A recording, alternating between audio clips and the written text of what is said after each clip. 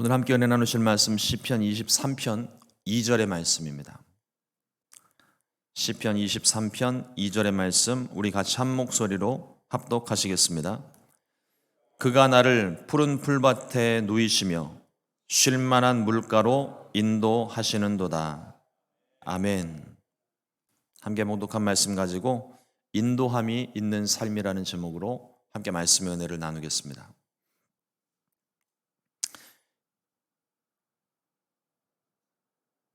제가 운전하기 전부터 자동차가 있었죠. 저희 부모님도 그랬고 또 미국에 와서도 처음에 정착하면서 이제 먼저 이민 생활을 시작하신 예전 교회 장로님의 이야기들도 많이 이렇게 듣습니다. 근데 들을 때 보면은 예전에는 운전을 하고 갈 때 필수품이 지도였었습니다. 지도, 그죠? 옛날 제 기억에도 지금 전화번호부 책만한 이만한 책자를 저희 아버님이 항상 차에 비치해 두고 지방의 어떤 사업차 혹은 뭐 지방에 내려가실 때면 항상 그거를 보고 먼저 지도를 보고서 쭉 살피고 가고, 어떤 영화 같은 데도 보면, 옛날 영화 같은 데 보면 자동차를 털털털털 몰고 가다가 갑자기 지도를 이만한 걸 본네트 위에다 이렇게 펼쳐놓고 어디가 길인지 이렇게 살펴보는 그런 장면들도 봅니다. 요즘 요즘 볼 수 있는 모습들이 아니죠. 요즘은 내비게이션이 있습니다. 좋은 차들은 차에 아예 내비게이션이 붙어 있고, 특히나 요즘 젊은 사람들 같은 경우, 요즘 뭐 어르신들도 또 사용하시는 분들도 계시지만 손안에 내비게이션이 다 있습니다. 핸드폰의 내비게이션이 훨씬 더 정확하고 업데이트도 잘 돼 있고, 그래서 목적지만 정해놓으면 새로운 길을 가는데 전혀 두렵지가 않아요. 이따금씩 저희 가족들도 1년에 한 번, 두 번 정도 아이들 이렇게 바람 쐬러 로드트립을 가게 되는데, 달라스에 살고 있었을 때 시카고로 로드트립을 한 번 온 적이 있었어요. 초행길이니까 두려울 줄 알았는데 그냥 내비게이션 보고 쭉 쫓아가면 되니까 편안하게 갔다가 편안하게 돌아왔던 그런 기억이 있습니다. 그러니까 내비게이션을 살펴보면은 거기에 제일 빠른 길 가르쳐 주죠. 막히는 길 가르쳐 주죠. 돈 내는 길 가르쳐 줘서 이제는 뭐 돈 안 내고도 다닐 수 있는 그런 시스템까지 다 갖춰져 있습니다. 오늘같이 이렇게 눈이 오거나 혹시 뭐 길거리에 사고가 나고 그러면 사고 난 길도 가르쳐 주니까 돌아서 갈 수도 있고, 세월이 참 많이 좋아진 것 같습니다. 시카고에 와서 이제 이제 우리 권사님들 처음에 이제 아파트에 찾아가려고 하는데 권사님들이 그렇게 걱정들을 해주시더라고요. 목사님 오신 지 얼마 되지도 않았는데 길은 찾으실 수 있냐고. 그래서 네, 권사님, 주소만 있으면 갈 수 있습니다. 신방을 다녀도 처음 가는 길이 전혀 두렵지가 않습니다. 하나님의 인도하심이 있는 삶이 그런 삶입니다. 성령님이 우리와 함께 하시면서 우리 인생길에 막히는 길, 위험한 길, 또 피해야 할 길들을 알려주시고 우리를 인도해 주십니다. 그 길은 우리 인생길에서 처음 가는 길입니다. 우리 매일매일 하루하루가 매번 똑같이 다니는 길 같지만 내일을 살아본 사람이 없잖아요. 항상 새로운 길인 거예요. 그렇지만 두려움이 없습니다. 하나님께서 우리의 삶을 인도하고 계시기 때문입니다. 오늘 우리가 함께 본독한 시편 23편 2절의 말씀은 한 치 앞도 내다볼 수 없는 우리들의 인생이지만 우리가 믿음으로 나아갈 때 하나님의 인도하심이 있는 삶에 대해서 우리 가운데 말씀해 주고 있습니다. 하나님께서 먼저 아브라함에게 말씀을 하셨습니다. 창세기 12장 1절 말씀에 야훼께서 아브라함에게 이르시되 너는 너의 고향과 친척과 아버지의 집을 떠나 내가 내게 보여줄 땅으로 가라. 하나님께서 아브라함에게 먼저 목적지를 말씀해 주셨습니다. 내가 내게 보여줄 땅으로 가라. 처음에는 그 길이 어딘지 모르지만 인도하심 따라서 갑니다. 뭐 처음 가는 길이니까 우리들도 그래요. 저도 지금 시카고에 온 지 벌써 3개월이 됐습니다. 벌써 3개월이 됐는데 우리 성도님들께서 말씀하시는 지명, 몇 번 들은 지명들은 제가 지도를 보면서 확인을 해서 대충 위치가 어딘지는 알아요. 근데 처음 듣는 동네 얘기를 하시면 그게 위에 붙었는지 아래 붙었는지 알 길이 없습니다. 지도를 봐야 이제 좀 알아요. 한번 가봐야 이게 어느 지역이구나 지형을 익힐 수 있습니다. 아브라함에게도 하나님께서 오늘 말씀을 준비하면서 문득 들었던 생각이 뭐냐면 갈 바를 알지 못하고 믿음으로 순종해 나아간 아브라함이지만 하나님께서 마치 요셉에게 꿈으로 보여주시듯이 말씀에 있잖아요. 내가 내게 보여줄 땅으로 가라. 무엇인가를 보여주시긴 하셨던 것 같아요. 그러나 그 길을 한 번도 가보지 않은 길이니까 보고도 모르는 거죠. 그러나 인도하심 따라서 순종하고 또 순종하고 나아가서 마침내 하나님께서 약속하신 그 땅에 이르게 되었습니다. 하나님께서 그 인생 아브라함을 인도하실 때 내비게이션은 없지만 하나님께서 그렇게 말씀하지 않으셨을까요? 아브라함아, 전방 300m 앞에서 우회전을 해라. 전방 500피트 앞에서 좌회전을 해라. 앞에는 과속 방지턱이 있으니까 조심하고, 앞에는 강이 있으니까 이번엔 좀 돌아서 가자. 이런 식으로 하나님께서 아브라함에게 그날 일정들을 알려주시지 않으셨을까 생각이 듭니다. 그 인도함을 따라서 나아갈 때 아브라함이 순종을 했고 이삭이 순종을 했고 야곱이 순종을 했습니다. 하나님께서 약속하신 땅에 이를 때까지, 하나님의 약속의 말씀이 이루어질 때까지 우리를 인도하고 계십니다. 이스라엘 백성들도 길도 없는 40년 광야길을 걷는 동안 하나님께서 특별한 내비게이션을 주셨더라고요. 구름 기둥과 불 기둥입니다. 구름 기둥이 떠서 앞으로 나아가기 시작하면 전진. 구름 기둥이 쭉 가다가 멈추어 서게 되면 거기는 오늘 야영하는 곳입니다. 밤에는 갑자기 불 기둥이 확 일어나더니 온 지면을 환하게 비춰주는 거예요. 구름 기둥과 불 기둥이 길을 인도하는 것만, 기능만 있는 게 아닙니다.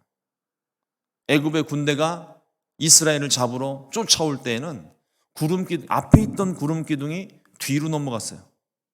그리고 애굽의 군대가 더 이상 접근하지 못하도록 마치 제 생각에는 토네이도가 일어났을 것 같아요. 그래서 토네이도가 계속 왔다 갔다 하니까 접근도 못하고, 밤에는 불기둥이 갑자기 확 일어나니까 주변에 있는 맹수들과 또 추위에서 이스라엘 백성들을 보호하는 역할도 했습니다. 오늘 하나님의 인도하심 있는 삶이 어떠한 삶인지, 그리고 우리가 왜 감사해야 하는지 함께 말씀으로 은혜를 나누기를 원합니다. 첫 번째로 먹이시는 하나님에 대해서 봅니다. 목자는 양떼에게 가장 좋은 풀을 풍족하게 먹이기 위해서, 배부르게 먹이기 위해서 날마다 푸른 초장이 있는 곳으로 갑니다. 아마 목자들마다 다 자기들만의 좋아하는 지역들이 아마 있었겠죠. 그래서 내 양떼들을 오늘은 이쪽 편에 가서, 동쪽 편에 가서 풀을 먹이기도 하고, 또 서쪽 편에 가서 또 새로운 풀을 먹이기도 하고, 날마다 그렇게 푸른 초장으로 인도를 합니다. 하나님께서 우리의 목자이시기 때문에 하나님이 우리도 날마다 푸른 초장으로 인도하십니다. 하나님의 인도하심을 받으면 푸른 초장에 갈 수 있습니다. 근데 중요한 것은 하나님의 인도하심을 받으면 푸른 초장에 갈 수 있을 뿐만 아니라 인도하심을 받는 과정도 푸른 초장이라는 거예요. 이스라엘이 광야 40년을 지나는 동안에 하나님께서 그들을 먹이시고 입히셨습니다. 이전에 누구도 한 번도 먹어본 적 없는 만나를 그들에게 내려주셨고, 저녁에는 메추라기 떼를 보내셔서 고기도 배불리 풍족하게 먹이셨습니다. 또한 40년 동안에 신명기 8장 말씀을 보면 40년 동안에 그들이 광야 생활하는 동안에 의복이 상하지 않았고 발이 부르트지 않도록 하셨다. 그들의 모든 필요를 하나님이 공급해 주고 계셨다는 것을 말씀을 통해 확인을 합니다. 하나님께서 우리의 목자가 되셨기 때문입니다. 뿐만 아니라 예수님의 말씀을 듣기 위해서 5천 명의 사람들이 모여 있었을 때에도 보리떡 5개와 물고기 2마리로 5천 명이 먹고도 남는 기적으로 그들을 먹이셨습니다. 하나님의 인도하심을 받는 인생은 자다가도 떡이 생기고 졸다가도 고기를 먹을 수 있는 인생입니다. 그런데 왜 우리 삶에는 원망과 불평이 가득한 걸까요? 분명 하나님의 인도하심을 받고 매일매일 공급받고 있고 매일매일 보호하심을 받고 있는데 왜 우리 삶에는 원망과 불평이 자꾸 일어나는 걸까요? 예수 믿는 사람들이라고 해서 원망과 불평이 없는 게 아니잖아요. 때로는 속상하면 원망도 하고 불평도 하고 늘 감사하라고 말씀은 하시지만 이따금씩 원망과 불평이 나도 모르는 새에 툭 튀어나와서 아이고 하나님 잘못했습니다. 뒤늦게 깨닫고 회개하는 삶. 왜 이 원망과 불평이 사라지지 않는 걸까요? 우리들의 욕심 때문입니다. 남들보다 그러니까 이미 하나님께서 우리의 삶을 인도하시면서 푸른 초장으로 인도하셔서 먹이시고 입히시고 쉬게 하시는 은혜가 있는데 내 욕심이 조금 더 갖기를 원하는 거예요. 조금 더 좋은 것을 원합니다. 좀 더 빨리 가고 싶어하고 좀 더 높이, 좀 더 멀리 하여튼 어쨌든 간에 남들보다는 먼저, 남들보다는 많이 좋은 것을 갖기 원하는 우리의 욕심 때문이라는 거죠. 그게 채워지지 않으니까 때로는 원망이 나오고 불평이 나오는 겁니다. 지금 가지고 있는 것에 만족을 하지 못합니다. 그러나 사실은 하나님께서 우리에게 베푸시는 것들만으로도 충분합니다. 단지 내 욕심이 하나님이 우리에게 주시는 것보다 더 많이 더 좋은 것을 요구하고 있기 때문에 만족하지 못할 뿐이에요. 앞서 말씀드린 것처럼 광야 40년 동안에 하나님께서 그들을 먹이시고 입히셨습니다. 그들은 매일 아침 신선한 만나를 공급받았고 저녁에는 메추라기 고기를 먹을 수 있었어요. 그런데 이 백성들이 광야에서 모세를 통해 하나님에게 무엇을 불평했습니까? 왜 우리를 이 광야까지 끌고 나와서 우리를 여기서 죽게 하느냐? 굶주려 죽게 하느냐? 왜 목말라 죽게 하느냐? 왜 고기를 먹지 못하게 하느냐? 왜 편하게 잠자지 못하게 하느냐? 그들이 잠을 못 잔 적도 없고 배를 고는 것도 아니고 물을 못 마신 것도 아닙니다. 하나님이 다 공급해 주고 계세요. 그런데 그들이 원망하고 불평하는 이유는 자기네들이 이전에 살고 있었던 애굽에서 거기서 편안하게 그냥 몸은 좀 고될지 몰라도 그저 아무 걱정 없이 일하면 먹고 피곤하면 자고 목마르면 물 마시고 했던 그 생활에 너무 익숙한 나머지 광야 생활에 적응을 못하고 있는 것뿐이에요. 그러니까 원망이 나오는 거죠. 우리의 삶도 마찬가지입니다. 하나님이 인도하시는 것들이 풍성할진데 그 풍성함에 감사하지 못하는 건 내 욕심이 이미 하나님이 공급하시는 것 이상으로 넘어가 있기 때문에 그렇다는 거예요.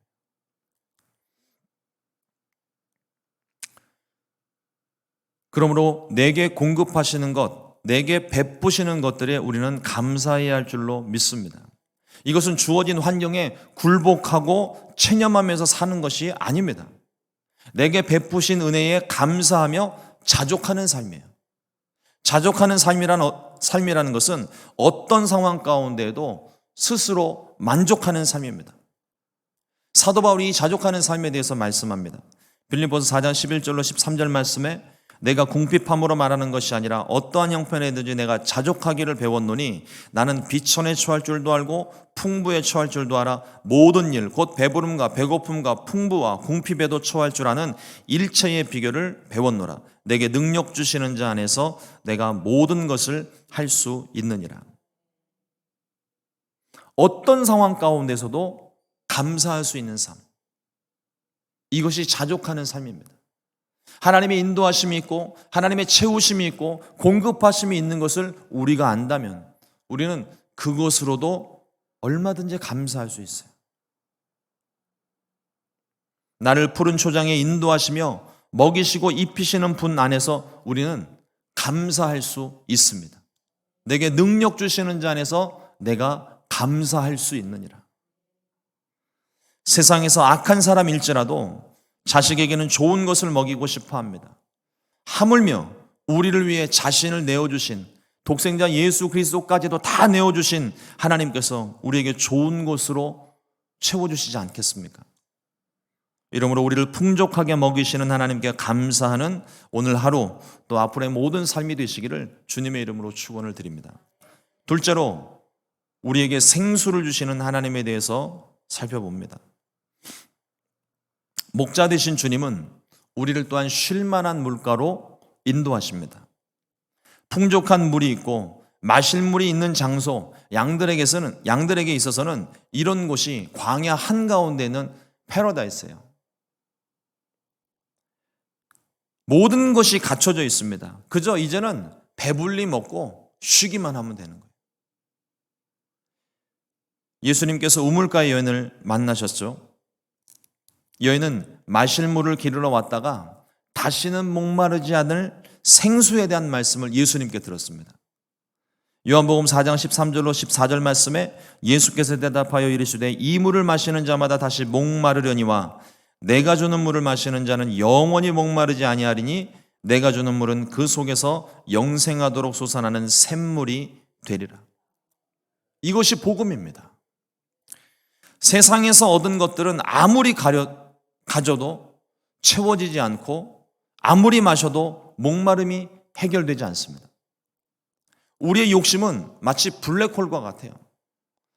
모든 것, 세상을 다 삼킬 것처럼 다 빨아들입니다. 그런데 아무리 채워도 이 블랙홀은 점점 커지면 커졌지 줄어들질 않아요. 만족함이 없습니다. 점점 더 강하고 자극적인 것, 크고 좋은 것들을 우리의 욕심은 계속 요구를 합니다. 그러나 주님이 공급하시는 것은 영원히 목마름이 없는 완전한 것입니다. 세상에서 얻은 것들은 한계가 있습니다. 퍼내다 보면, 사용하다 보면 기어이 바닥을 드러내고 맙니다. 그러나 주님이 공급하시는 것은 물된 동산과도 같이 퍼내어도 마르지 않는, 끊어지지 않는 샘물과도 같습니다. 이스라엘 백성들이 홍해를 건너 광야로 들어갔을 때 준비했던 물이 떨어지고 그들이 목마르기 시작했습니다. 우리가 물을 한동안 먹지 않으면 갈증이 일어나잖아요. 더군다나 이 광야, 뜨거운 사막처럼 이 메마른 광야 땅을 걸어가는데 잠시만 물을 먹지 않아도 벌써 목이 바짝바짝 말라오는 거죠. 목마르니까 이 백성들이 또 모세를 향해 하나님을 향해 원망의 말들을 쏟아냅니다. 모세가 하나님께 이 상황을 부르짖어 기도했습니다. 출애굽기 15장 25절 말씀에 모세가 야훼께 부르짖었더니 야훼께서 그에게 한 나무를 가리키시니 그가 물에 던지니 물이 달게 되었더라. 우리 인생 가운데도 이와 똑같은 일들이 일어납니다. 인생의 쓴맛을 경험할 때가 있죠. 그러나 하나님 안에 있으면 이 쓴물도 달게 만들어 주십니다. 아무리 힘들고 어려운 일일지라도 우리가 주님을 받아들이면, 주님의 인도하심을 받으면 그 고된 길 가운데서 결국 그 고된 길을 하나님이 풀어서 푸른 초장으로 인도하시겠지만 고된 길 가운데에서도 우리는 만족함을 누리며 살 수가 있습니다. 왜냐하면 세상의 것들이 아니라 하나님을 얻었기 때문에, 하나님이 나와 함께 하시기 때문에 그 삶에 감사가 넘쳐나는 것입니다. 마실 물이 없어 목마른 인생이 맑고 깨끗한 생수가 공급이 됩니다. 주님이 목자가 되시니 우리에게 부족함이 없이 언제나 생수가 공급되어 우리의 생명을 이어가게 됩니다. 주님의 인도하심을 받는 인생이 바로 그런 인생입니다. 사랑하는 성도 여러분, 목자 되신 주님께서 우리에게 참된 쉼을 주십니다. 푸른 초장, 쉴만한 물가, 상상만 해도 좋지 않습니까? 함께 교제하던 어느 목사님이 여름에 휴가를 계획을 하고 한 2달 전부터 저희들 모임을 할 때마다 와서 자기가 갈 곳에 대한 사진을 보여주고, 여기에 뭐 이게 뭐가 있고 거기에 뭐 돈을 냈더니 뭐 무제한으로 음식을 먹을 수가 있고, 뭐 아무 때나 가서 밥 먹을 수 있고, 뭐 더우면 가서 수영을 하고, 뭐 운동하고 싶으면 실내 코트 가가지고 테니스도 치고 골프도 치고, 뭐 쫙 이야기를 하는데 들으면서도 저희들 모두가 다 입이 이만큼 내려와가지고, 아, 좋겠습니다 목사님. 그 목사님이 그 휴양지를 못 가셨어요. 뭐 때문에 못 가셨더라. 결국 못 가셔가지고 나머지 입을 이렇게 벌리고 쳐다보던 목사님이 전부 그 목사님들을 위로하냐고. 나중에 목사님 가시면 되죠. 생각만 해도 어떤 바다가 쫙 펼쳐져 있고, 나무가 있고, 날씨가 화창한 날에 모래사장 있고, 그런 곳은 상상만 해도 기분이 좋아요. 거기서 편안히 쉼을 쉬면서 웃고 즐기는 모습은 언제 상상을 해도 기분이 좋습니다. 그런 푸른 초장, 쉴만한 물가는 과연 어디에 있을까요? 푸른 초장, 쉴만한 물가가 바로 예수님입니다. 예수님께로 가게 될 때 우리에게 참된 위로와 만족과 기쁨과 감사가 있습니다. 예수님께서 우리의 목자가 되어서 이 땅 가운데 오셨습니다. 우리가 마땅히 가야 할 길을 알려주시고, 요한아, 이쪽 길이야, 이 길로 오라, 여기에 생명이 있고 여기에 쉼이 있다고 끊임없이 우리들에게 말씀하십니다. 그런데 사람들은 그 길을 가기를 싫어합니다. 자신의 욕심을 따라 그저 내가 가고 싶은 길을 가려고만 합니다. 자신이 인생의 주인이 되어서 자기가 스스로 목자가 되려고 해요. 그러나 내가 주인 되는 삶은, 내가 스스로 목자가 되는 삶은 괴롭고 힘든, 고난이 그치지 않는 고된 삶입니다. 그리고 그 길의 끝은 사망입니다. 그러나 주님이 인도하시는 길로 나아갈 때 우리는 쉼을 얻을 수 있습니다. 시편 48편 14절 말씀인데요. 이 하나님은 영원히